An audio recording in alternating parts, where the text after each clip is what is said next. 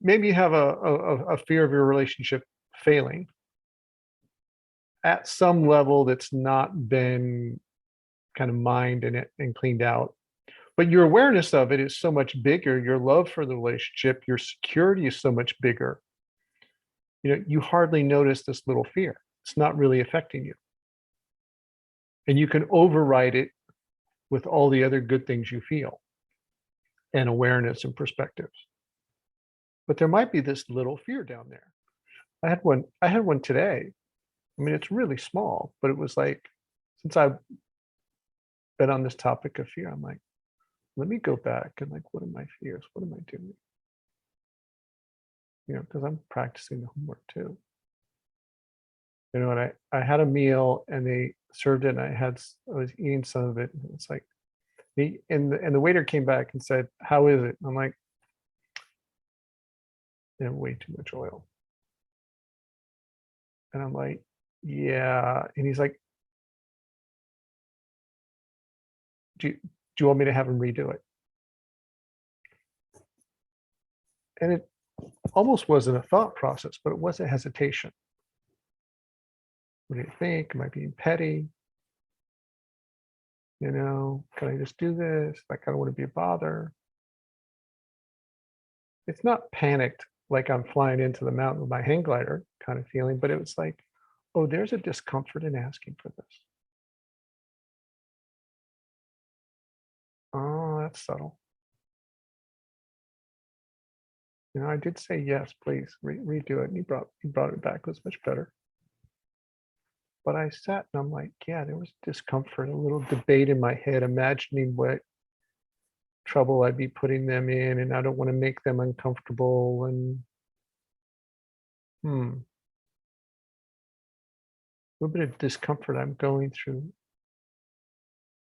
here, not wanting to be a nuisance. Okay. And I think there's some of that that's healthy, but it was also like too much in there. Even the little bit that was just like, nah, too much debate in there for that. Okay, so I'm going to watch that closer from now on.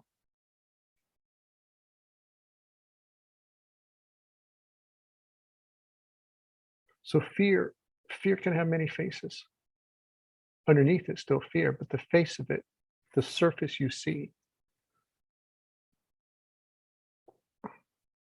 can have many faces.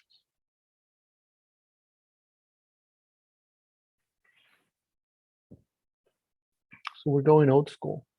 We're going back to old Toltec hunting fears. And yeah, you're better equipped now that you've been hunting the judge, getting the center. Okay. And also with the relaxation breathing, oh, let me sit with this. Let me sit with my body and relax. Consciously regulate my nervous system so that when the mind wants to throw up a fear story, I can see it's the mind throwing it up, and it doesn't take my nervous system for a ride. Let's take my emotions for a ride. I'm going to practice staying calm in the center and see it's just my mind throwing out these ideas. Okay, so you start to combine all these skills we've been working on. Maintaining center consciousness, observer. See it like, oh, I see you there, like we did the judge. I see you there. I see you, I hear you, feel you. Maintain the center, calm, stay with the breathing. Watch what the mind's doing with fear and maybe some other layers that are hiding it. That's the homework. That's the homework.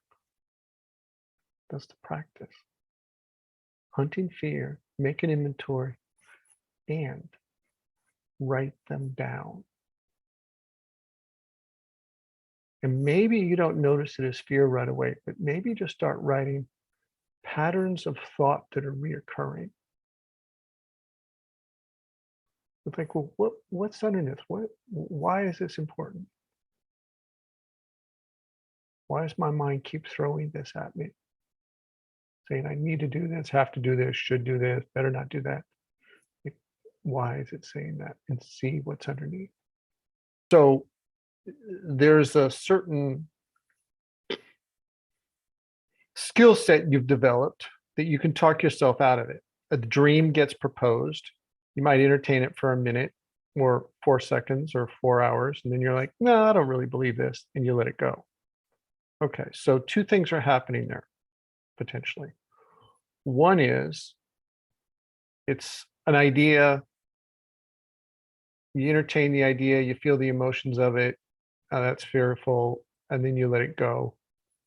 Two, the second thing might be happening is the reason that that's even occurring or being entertained is because it's resonating with a level of fear you have inside that hasn't been resolved. Okay. Like, why am I even entertaining this for 4 minutes? Okay. Now, maybe you have a fear of your relationship failing at some level that's not been kind of mined and cleaned out. But your awareness of it is so much bigger. Your love for the relationship, your security is so much bigger. You hardly notice this little fear. It's not really affecting you. And you can override it with all the other good things you feel and awareness and perspectives. But there might be this little fear down there.